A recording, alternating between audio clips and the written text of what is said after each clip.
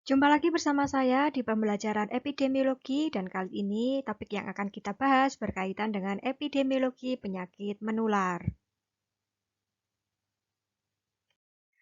Ada beberapa hal yang akan kita pelajari, di antaranya ada vector-borne disease, waterborne disease, foodborne disease, airborne disease, sexual transmitted disease, kemudian ada new emerging disease. Di antaranya ada SARS, Ebola, MERS, dan NTDs, termasuk juga ada Zika fever.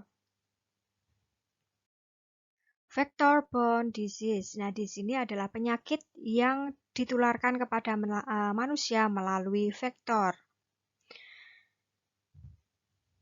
Beberapa penyakit yang ditularkan oleh vektor, diantaranya ada chikungunya, DBD dengue virus, ya, dengue fever.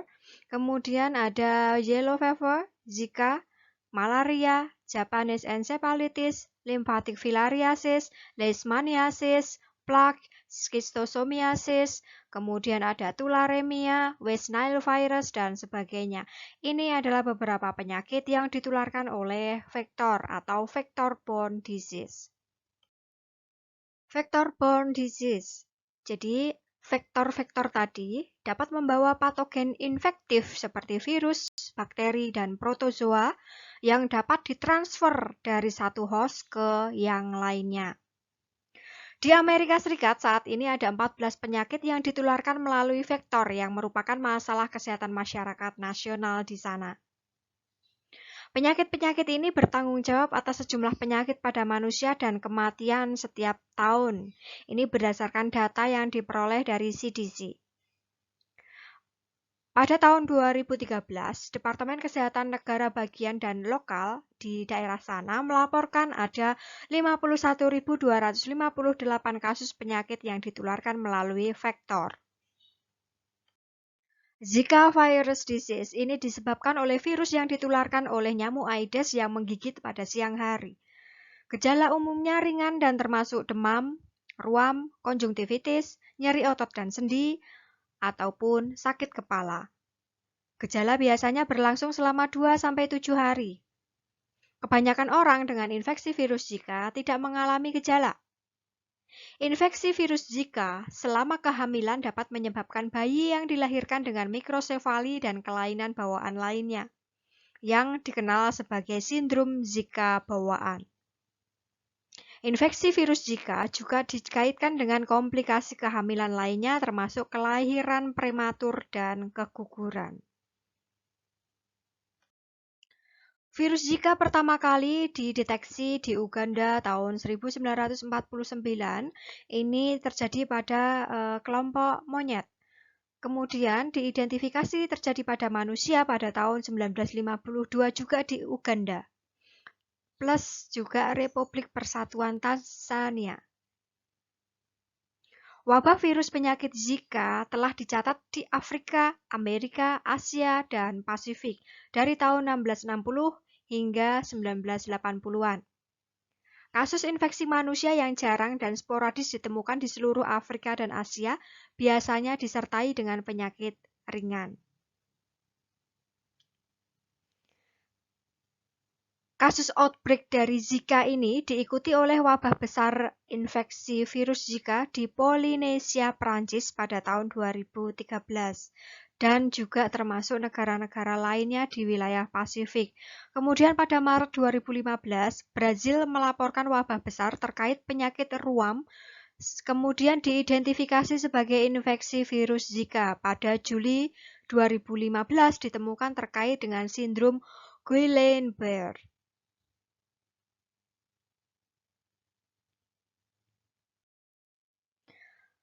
Pada bulan Oktober 2015, Brazil melaporkan adanya korelasi ya antara Zika virus, infeksi Zika virus dan mikrosefali.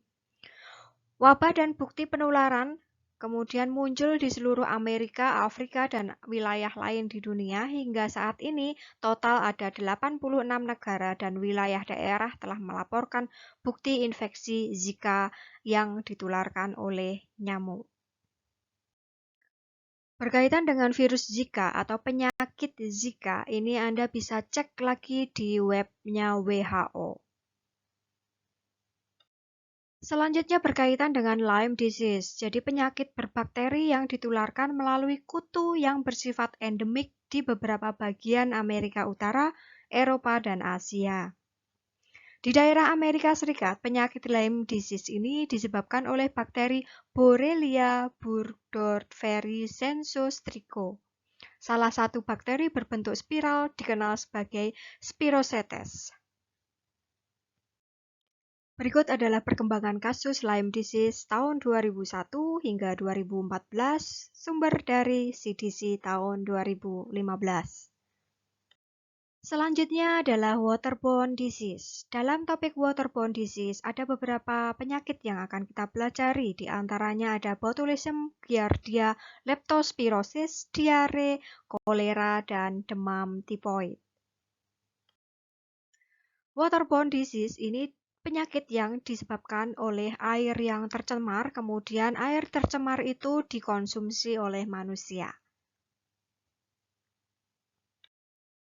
Berikut adalah penyakit yang disebabkan oleh air yang terkontaminasi. Di antaranya ada penyakit kolera, giardia, hepatitis A, diare, dan tifoid. Air merupakan salah satu aspek terpenting dalam kehidupan karena manfaatnya yang begitu. Masih berkaitan dengan waterborne disease, di sini ada hepatitis A. Hepatitis A adalah peradangan organ hati yang disebabkan oleh virus hepatitis A. Infeksi yang akan mengganggu kerja organ hati ini dapat menular dengan mudah melalui makanan atau minuman yang terkontaminasi. Penyebab penyakit ini adalah virus hepatitis A. Virus ini dapat menyebar dengan mudah melalui konsumsi makanan atau minuman yang telah terkontaminasi tinja penderita hepatitis A. Hepatitis A tergolong dalam hepatitis akut. Artinya, penyakit ini umumnya akan sembuh dalam waktu kurang dari 6 bulan. Faktor resiko hepatitis A. Seseorang lebih mudah terkena hepatitis A jika memiliki kondisi sebagai berikut. Pertama, mengunjungi atau tinggal di daerah yang terdapat banyak kasus hepatitis A, tinggal serumah dengan penderita hepatitis A, kemudian melakukan hubungan intim dengan penderita hepatitis A. Terkait dengan gejala, gejala hepatitis A muncul beberapa minggu setelah penderita tertular virus tersebut. Gejala yang paling sering disadari oleh penderita hepatitis A adalah perubahan warna mata dan kulit menjadi kuning. Tetapi sebelum timbul penyakit kuning ini, penderita dapat mengalami gejala demam, lemas, mual, dan muntah, warna urin menjadi gelap, warna tinja menjadi pucat. Pengobatan hepatitis A. Jadi, hepatitis A akan sembuh dengan sendirinya karena sistem kekebalan tubuh penderita dapat membasmi virus tersebut. Pengobatan yang diberikan hanya untuk meringankan gejala-gejala yang dialami penderitanya sambil menunggu penyakitnya sembuh. Selain itu, penyakit ini perlu menjaga kebersihan untuk menjaga penularan dari orang lain. Jadi penting bagi si penderita untuk menjaga kebersihan untuk mencegah penularan ke orang lain. Selanjutnya, penderita yang sembuh akan memiliki kekebalan tubuh terhadap penyakit ini. Kemudian, infeksi hepatitis A tidak menyebabkan penyakit liver jangka panjang dan jarang berakibat fatal. Tapi meskipun demikian, penyakit ini berpotensi menyebabkan gagal hati, terutama pada lansia dan orang yang sudah menderita penyakit liver kronis sebelumnya.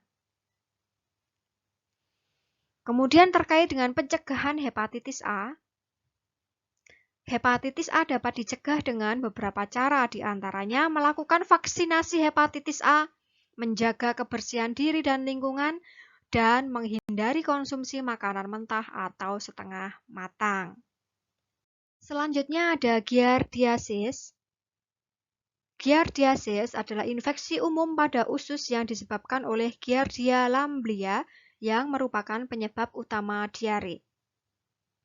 Gejala giardiasis ditandai oleh rasa kembung, kram perut, dan mual yang diikuti dengan serangan diare yang berlemak. Beberapa penderita giardiasis yang lain mungkin tidak akan merasa gejala apapun, namun tetap memiliki parasit di dalam tubuhnya yang bisa menyebar melalui kotoran mereka. Gejala giardiasis biasanya mulai terlihat sejak 1 hingga 3 minggu setelah penderita terpapar parasit.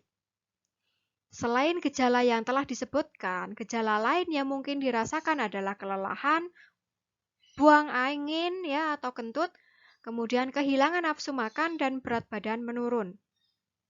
Gejala ini dapat berlangsung hingga 2 sampai 6 minggu atau bisa lebih lama. Pada beberapa kasus, gejala giardiasis kambuh setelah reda. Penyebab giardiasis. Gejala giardiasis biasanya muncul 7 hingga 14 hari setelah seseorang terinfeksi. Beberapa tanda dan gejala giardiasis diantaranya diare, sendawa, perut kembung, dan gangguan pencernaan, tidak nafsu makan, demam ringan, mual, berat badan turun drastis.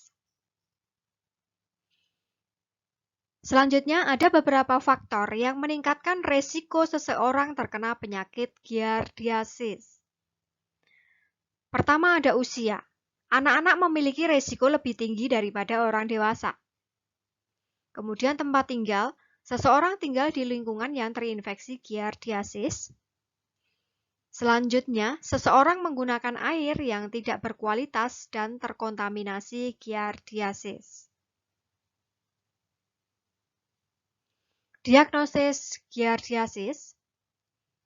Penentuan diagnosis giardiasis ini dilakukan melalui anamnesis atau wawancara medis secara mendetail dan pemeriksaan fisik. Pemeriksaan mulut dan kulit bisa jadi diperlukan untuk melihat kemungkinan terjadi dehidrasi pada penderita.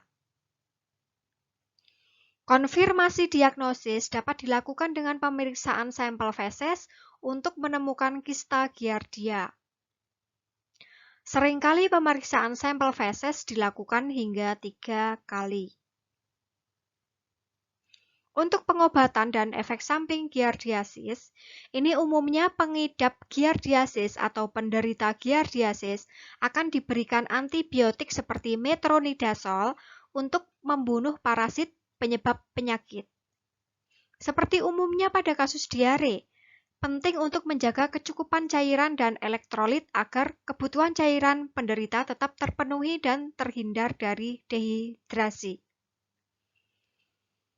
Pengobatan lainnya akan disesuaikan dengan gejala yang dialami dan penderitanya, misal penggunaan paromomisin yang umum digunakan oleh penderita yang sedang hamil. Obat ini memiliki resiko kelahiran cacat yang lebih rendah dibandingkan dengan jenis obat antibiotik lainnya.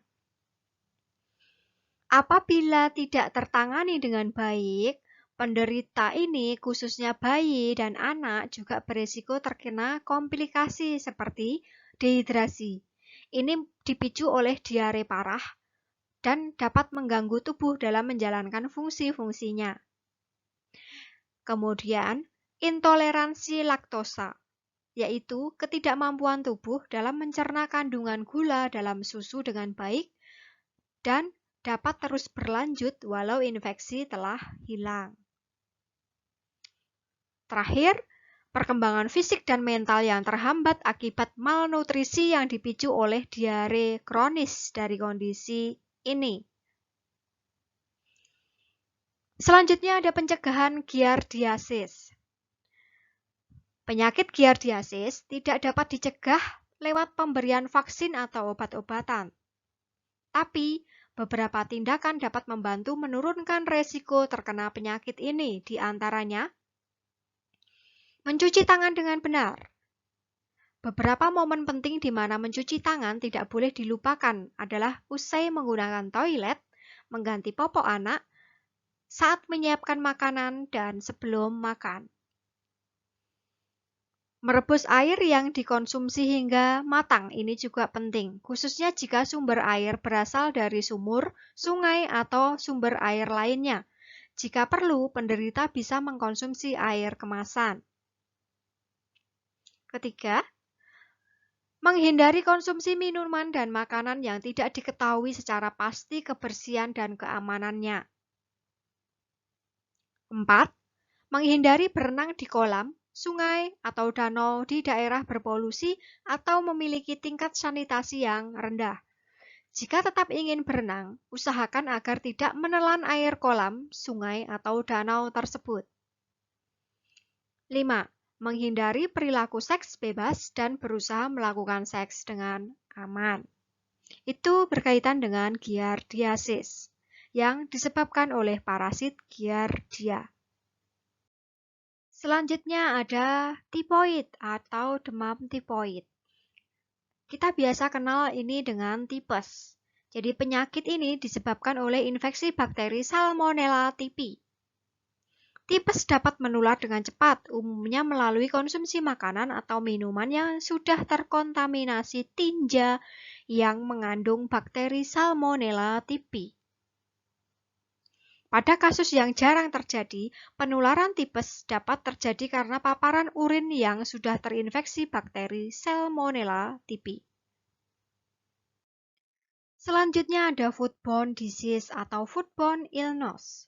Adalah suatu penyakit yang disebabkan oleh konsumsi terhadap makanan yang terkontaminasi oleh bakteri patogen, virus, parasit, atau makanan yang tidak direbus selama 10 menit di air mendidih. Foodborne disease dapat menyebabkan wabah jika tidak dideteksi secara dini.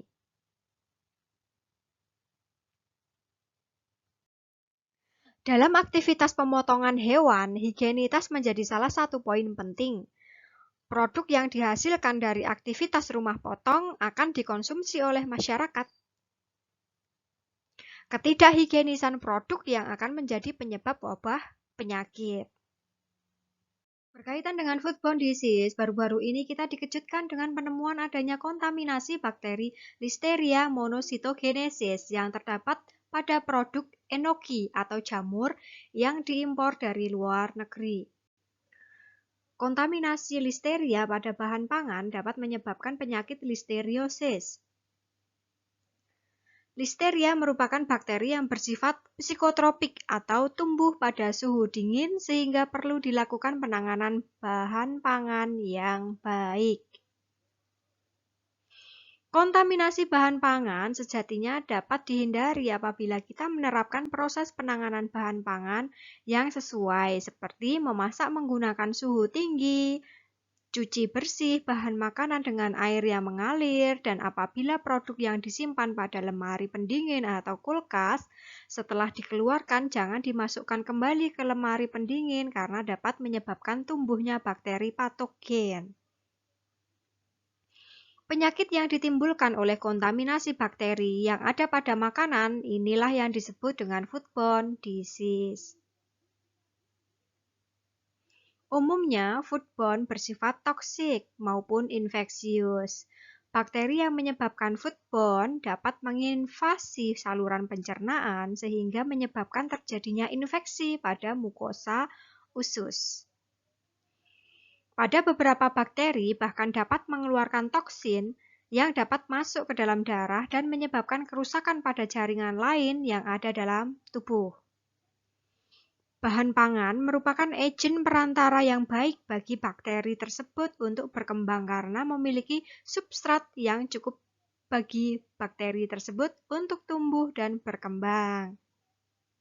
Nah, beberapa bakteri yang dapat menyebabkan foodborne disease diantaranya ada Staphylococcus aureus. Sumber dari bakteri ini biasanya ada dari kulit manusia.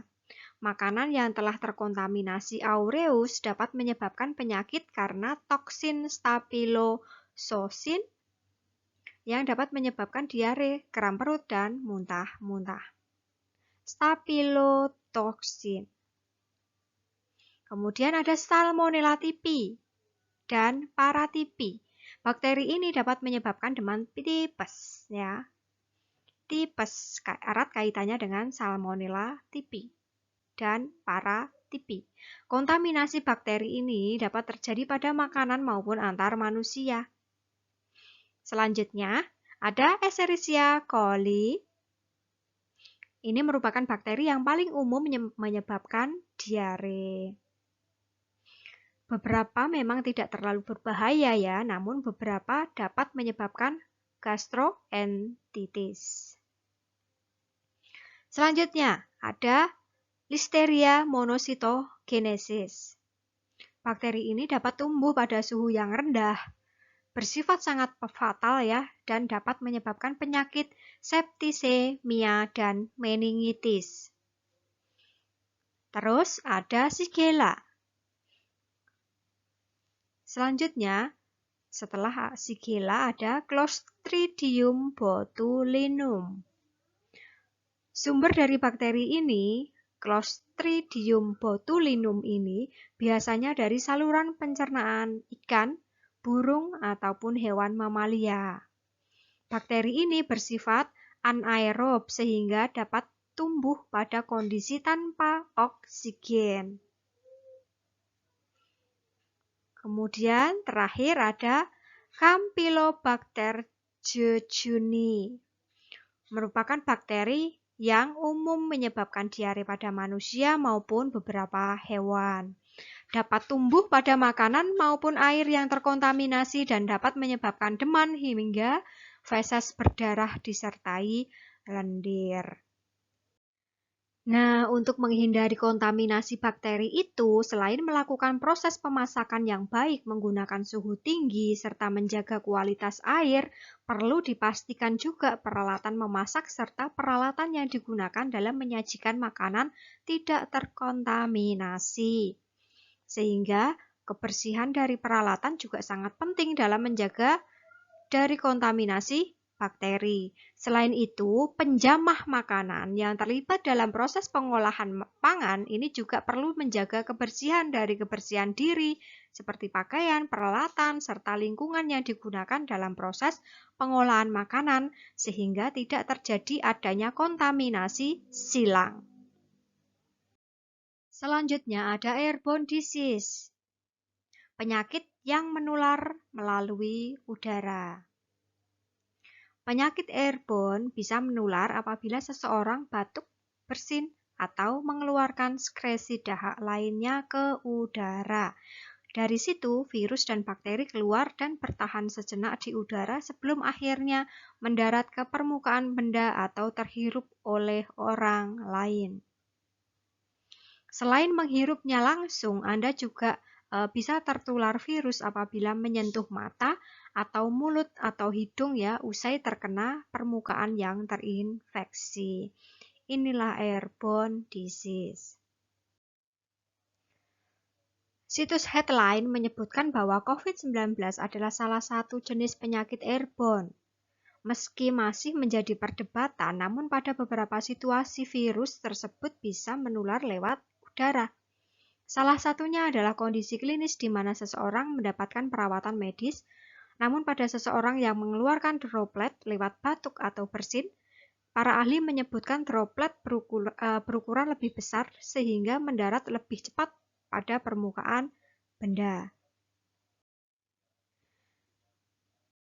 Beberapa jenis penyakit lainnya yang bisa menular melalui udara antara lain difteri, tuberkulosis, salesma, influenza, chickenpox, mumps, campak, pertussis, pneumonia, kemudian scarlet fever.